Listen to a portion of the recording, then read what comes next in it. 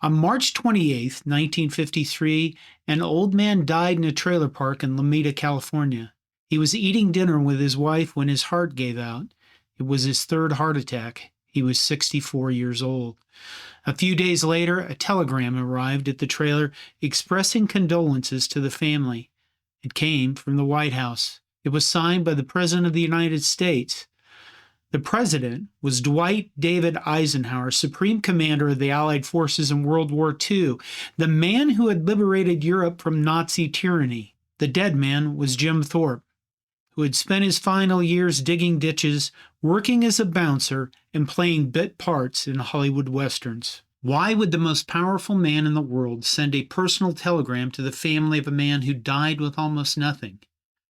Because 41 years earlier, on a frozen November afternoon at West Point, they had faced each other on a football field, and neither of them ever forgot it. On the morning of November 9, 1912, a group of young men boarded a train in the small Pennsylvania town of Carlisle.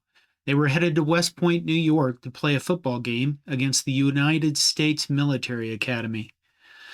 These young men were Native Americans. They attended the Carlisle Indian Industrial School, a government-run boarding school founded in 1879 for the explicit purposes of assimilating Indian children into white American society. The school's founder, Captain Richard Henry Pratt, had a slogan that became associated with the Indian schools at the time: "Kill the Indian, save the man." The game they were about to play was not just a football game. For 3 decades, the United States Army had waged a war against the tribes of the American West. The players on that train to West Point were the sons and grandsons of warriors who had fought against that army. Some of their families had been marched to reservations at gunpoint. Some had relatives who died in the conflicts that newspapers back east called the Indian Wars. Now their sons would face soldiers again, on a football field with a pigskin ball instead of rifles. Their coach, Glenn Scobie "Pop" Warner, understood what this game meant. Before his players took the field that cold November afternoon, he gathered them in the locker room at West Point and spoke. "Your fathers and your grandfathers are the ones who fought their fathers. These men playing against you today are soldiers. They are the long knives. You are Indians. Tonight we will know if you are warriors." If you're interested in knowing more about the Carlisle Indian School and their football team, check out my video about its founding. To understand the collision at West Point, you have to understand the environment where Carlisle football was formed. The Carlisle Indian Industrial School opened in 1879 in an abandoned Pennsylvania Army barracks.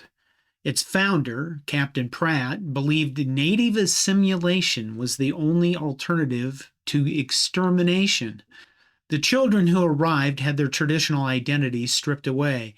Their hair was cut, their clothes were burned, and their names were changed. They drilled in military formation. Many died from disease, buried under small white headstones in a cemetery on the edge of campus. When a group of students asked Pratt for permission to field a football team in 1893, he agreed under 2 strict conditions. First, they must never retaliate against rough play, lest the Eastern newspapers brand them as savages. Second, they must promise to eventually beat the biggest, most powerful teams in America. They promised, and within a few short years, they were making good on that promise. When Warner arrived at Carlisle in 1899, he found a roster of players who faced staggering disadvantages. They were universally undersized. They had no home stadium, and they played a grueling schedule entirely on the road. They had few substitutes to relieve them against teams with massive, well-funded rosters. Playing conventional brute force football meant certain defeat. Survival on the gridiron required innovation. Together, Warner and his players fundamentally redesigned the sport. They pioneered the forward pass, throwing tight spirals while other powers were still clumsily lobbing the ball end over end. They unleashed the single wing formation. They executed reverses, double passes, and misdirection plays that left rigid defenses chasing shadows. Warner invented the three-point stance, blocking sleds, and tackling dummies. Nothing delighted them more than to outsmart the palefaces, Warner later wrote. The Indians would rather win close games with trickery than buy a blowout with straight-up football, like that being played by Harvard, Yale, and Princeton. By 1912, Carlisle stood as a national powerhouse. They had already toppled giants like Harvard and Penn. They had transformed football from a grinding, pushing match into a thrilling game of speed, deception, and space. And heading into West Point, they possessed the ultimate weapon to execute this new brand of football. In the summer of 1912, a 24-year-old Carlisle student named Jim Thorpe traveled to Stockholm, Sweden for the Olympic Games. Thorpe was Sac and Fox, born in Indian Territory in what is now Oklahoma. His Indian name was Watho Hook, meaning bright path. His path to Stockholm had been anything but bright. His twin brother Charlie died when they were 9, his mother died when he was 11, and his father died while Thorpe was at Carlisle. He had run away from school, worked as a ranch hand, and drifted. He played semi-professional baseball in North Carolina for a few dollars a game, not knowing this would later destroy him. But on the athletic field, Thorpe was transcendent. Pop Warner called him the greatest football player he ever coached, and Warner coached for over 40 years. Thorpe moved, one sports writer observed, like a breeze. He could do everything: run, pass, kick, and tackle. He was not the biggest or the fastest, but something in him defied measurement. At Stockholm, Thorpe competed in 2 events, the pentathlon and the decathlon. Both were tests of all-around athletic ability, and both were new to the Olympics. In the pentathlon, he won 4 of the 5 events. In the decathlon, he dominated so completely that he beat the second-place finisher by nearly 700 points. When King Gustav of Sweden presented Thorpe with his gold medals, he said, "You, sir, are the greatest athlete in the world." Thorpe's reply became legend. "Thanks, King." He returned to America a celebrity. Ticker tape parades, his name in headlines from New York to Los Angeles, more famous than Ty Cobb, more talked about than any athlete of his era. The newsreels showed him everywhere. But there was something important about that summer of 1912 that most people didn't know. When Thorpe won those medals, when he stood on that podium draped in glory, he was not an American citizen. No Native American was. They would not receive citizenship for another 12 years. In September, Thorpe returned to Carlisle for his final season of football.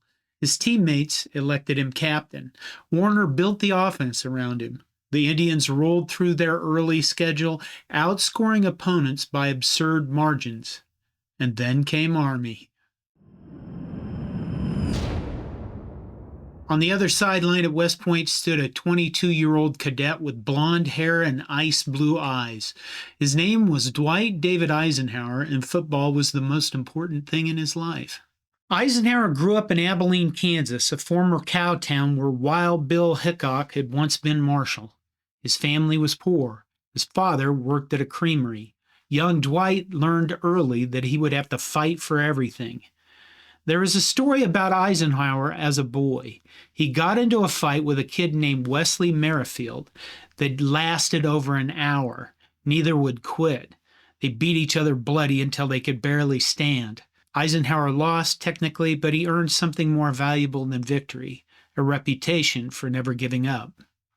He wanted to go to college, but there was no money. The service academies were free.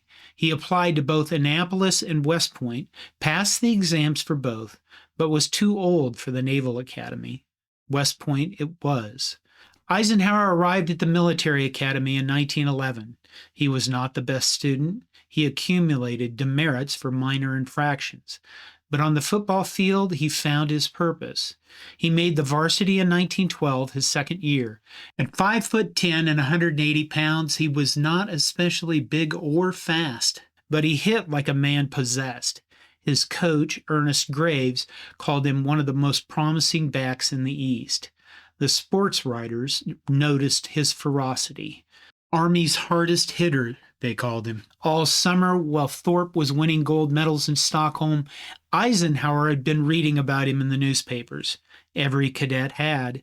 They knew Thorpe would return to Carlisle, and they knew Army would face him in November. For Eisenhower, this was the chance of a lifetime. If he could stop Thorpe, if he could break the Olympic champion, Army would win, and his name would be remembered forever. He thought about it constantly. He planned for it. He wanted it more than anything he'd ever wanted on a football field. He was about to get his shot. November 9th, 1912, Cullom Field at West Point. The field sat on granite cliffs high above the Hudson River. Boats that had ferried fans from Manhattan dotted the rocky shoreline far below. Late arriving spectators streamed from the West Point train depot, climbing the steep hill toward the broad green plain of the military academy. The sky hung heavy with clouds threatening sleet. The exact kind of raw, foreboding weather Pop Warner loved. The crowd gathered that day included some of the most influential people in the country. Walter Camp was on the sideline. Newspapermen from New York and Philadelphia had made the trip up the Hudson for one reason: to see Jim Thorpe. During warm-ups, he gave them a show. He kicked 40-yard field goals that split the uprights. He threw tight spirals 60 yards through the freezing air. He sprinted and cut with feet as light as a dancer. Every movement looked entirely effortless, and the spectators followed his every step up and down the field. Across the 50-yard line, Eisenhower loosened up with his teammates. He wore a gold leather helmet, a black jersey, gold knickers, white socks, and black cleats. He lacked Thorpe's blinding speed and fluid grace, but he made up for it with raw, coiled aggression. His jaw was set. He and his linebacker partner, Charles Benedict, had spent the week devising a plan: converge on Thorpe from opposite angles simultaneously, hit him high and low so he couldn't avoid both. The whistle blew. Army's strategy was simple: hit Thorpe early and hit him hard, wear him down, make him feel every tackle. Graves believed in power football, in grinding the opponent into submission. Someone once asked him why he employed such a bruising style of play. A steamroller happened to be parked outside the officers' club. Graves pointed at it. "There," he said, "is my idea of football." Carlisle's strategy was the opposite: speed, deception, misdirection.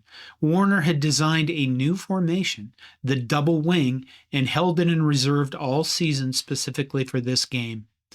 When he asked his players which opponent they wanted to use it against, the answer was unanimous: the soldiers.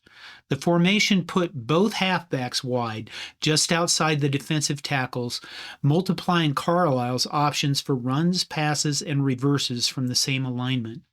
Army's defense would spend the afternoon guessing wrong. The first half was brutal. Both teams traded blows. The Indians moved the ball with their shifting formations and quick passes, their players crisscrossing in patterns that left the cadets grasping at air. But Army scored first, Hobbs breaking around the right end for a touchdown, though Pritchard missed the extra point. Carlisle answered and took the lead. Eisenhower and Benedict double-teamed Thorpe on every snap, determined to contain him. It didn't work. Then came the play that defined the afternoon. Eisenhower and Benedict converged on Thorpe, certain they had him trapped. Thorpe read them both. He planted his foot and stopped dead. The two cadets, fully committed to their angles, crashed into each other head-on. Thorpe stepped around the wreckage and kept running. The second half broke the game open. Army's captain Leland DeVore lost his composure and was thrown out of the game for stomping on a Carlisle player after the whistle. The Indians responded with a 7-play scoring drive. After that, it wasn't a contest.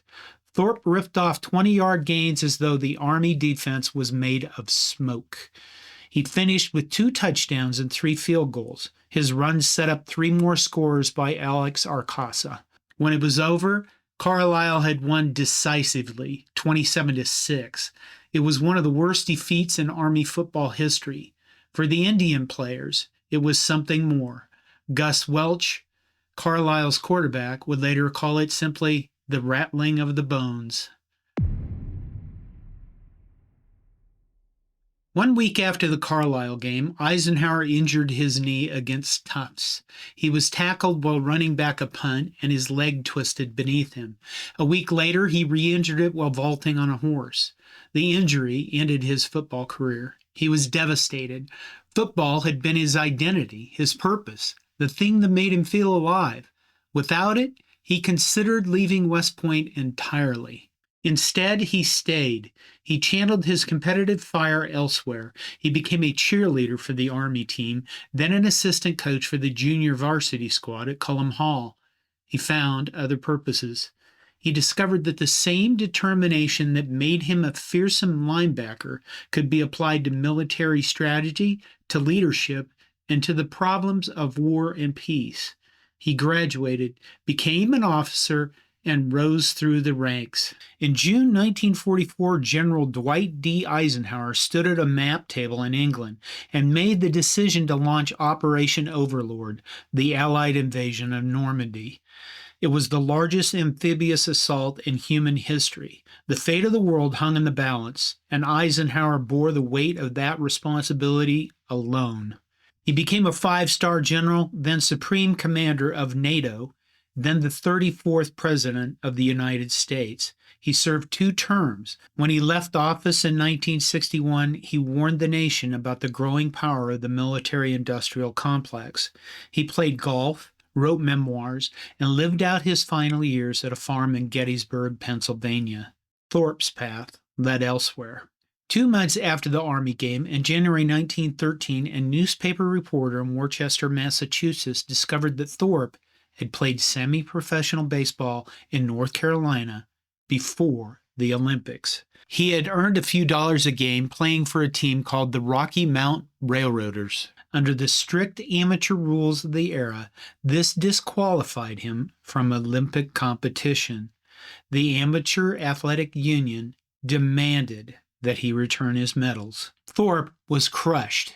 He wrote a letter pleading his case, explaining that he had not known the rules, that many college athletes played summer baseball for money, that he had never tried to hide what he did.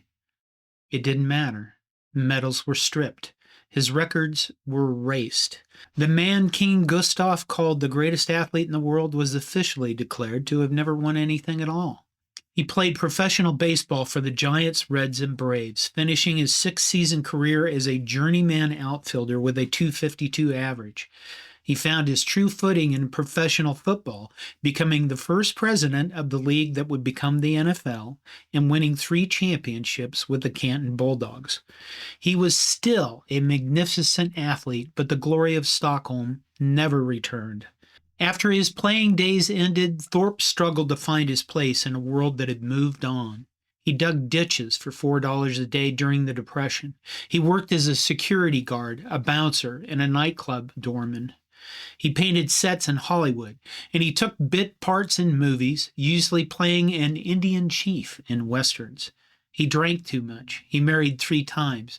His 4-year-old son, James Jr., died in the influenza epidemic in 1918, a loss from which he never really recovered. In 1950, the Associated Press named him the greatest athlete of the first half of the 20th century.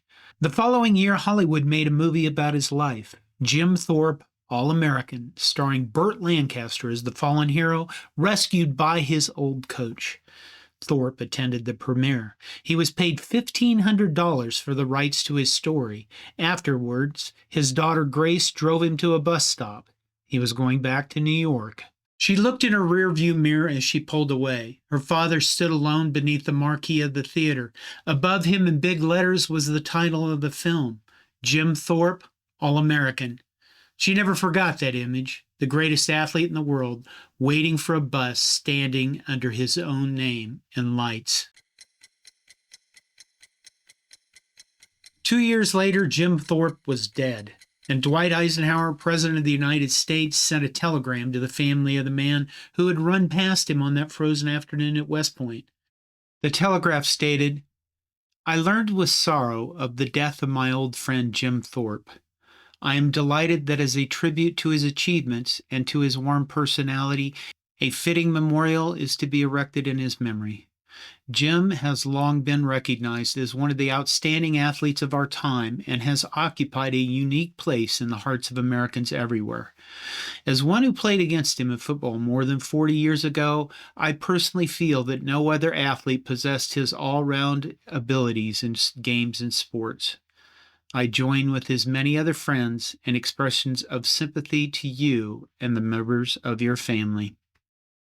Thorpe was buried in a small Pennsylvania town that renamed itself in his honor, Jim Thorpe, Pennsylvania. The town needed a tourist attraction. Thorpe's third wife needed money for a memorial. The record books eventually changed. In 1982, 29 years after Thorpe's death, the International Olympic Committee restored his medals and returned them to his family. They named him co-winner of the 1912 pentathlon and decathlon. In 2022, they went further. 110 years after Stockholm, the IOC declared Jim Thorpe the sole winner of both events. The other medalists were moved to silver and bronze. The records were corrected at last. He was a man who was not a citizen when he won. He had his medals stripped for playing baseball, and he was a man who died in a trailer while the President of the United States remembered him. He was, finally and officially, the greatest athlete in the world. This has been the story of the 1912 Carlisle Army game. This is John Johnston with Hardcore College Football History. Thanks for watching. This is your bonus coverage for those of you who stay to the end of the video. There are two books that served as a source material for this video. Sally Jenkins wrote The Real All-Americans in 2007, and Lars Anderson wrote Carlisle versus Army the same year. Both of them are excellent, well-researched, and available via an Amazon link in the YouTube description. Jenkins' book is excellent if you want to know a lot more about the Carlisle Indians, and Lars Anderson has written a number of very well-done books about college football history and other topics. But we can't go without talking about the other people in this game. We know what happened to Eisenhower and Thorpe, but there are a whole gob of other people involved in this game that deserve to be mentioned. The Army side, the 1912 team, featured the most military expertise in the history of any college football roster in history.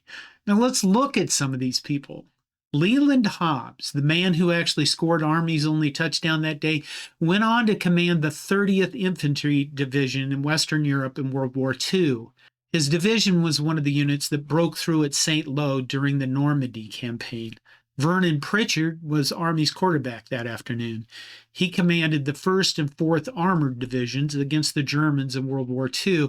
During the Battle of the Bulge, Pritchard called up his old teammate Eisenhower and reminded him of something their coach Ernest Graves used to say: "If things break badly or go against you, stay with it all the harder."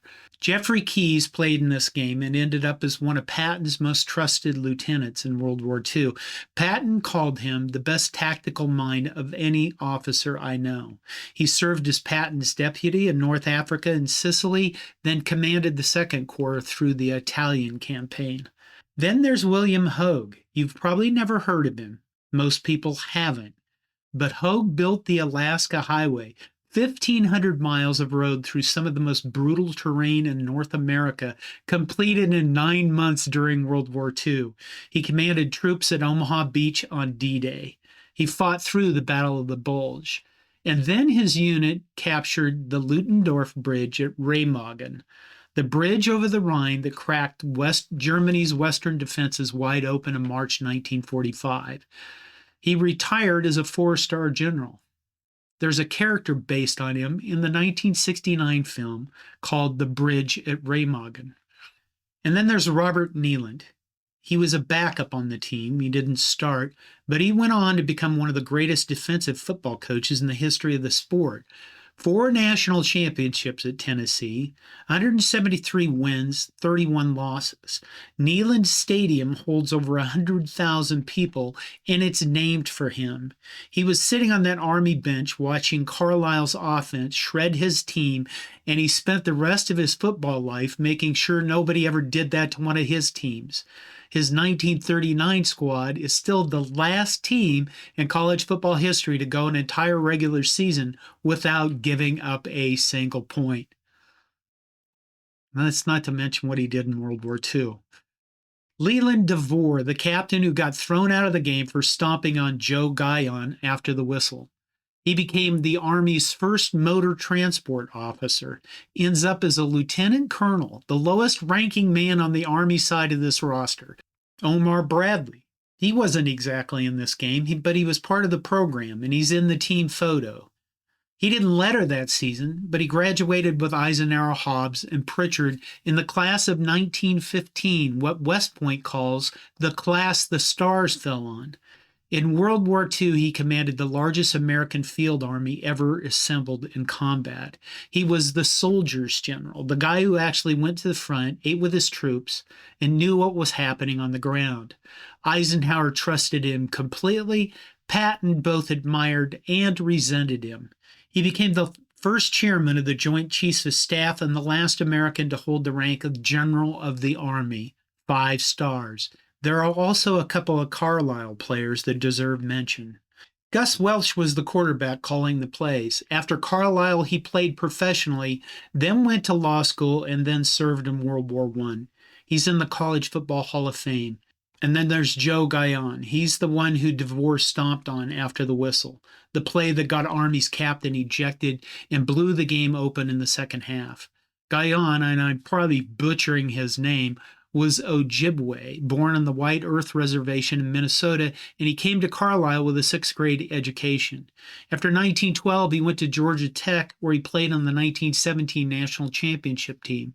Then he went into professional football, teamed back up with Thorpe, and played 7 seasons in the NFL. In 1927, he helped lead the New York Giants to the league championship. He's in both the College Football Hall of Fame and the Pro Football Hall of Fame. The Army side of this game produced a president, multiple 4-star generals, a corps commander who was Patton's right hand, the man who captured the Remagen Bridge, and one of the most dominant defensive coaches in college football history. And the Carlisle side produced 2 Hall of Famers, not counting Thorpe, who was already in a category by himself. That's quite a game in early college football history. Maybe one of the biggest upsets in college football history. I don't know. I'm looking forward to your comments. Thank you for sticking with me to the end. I appreciate it, and take care.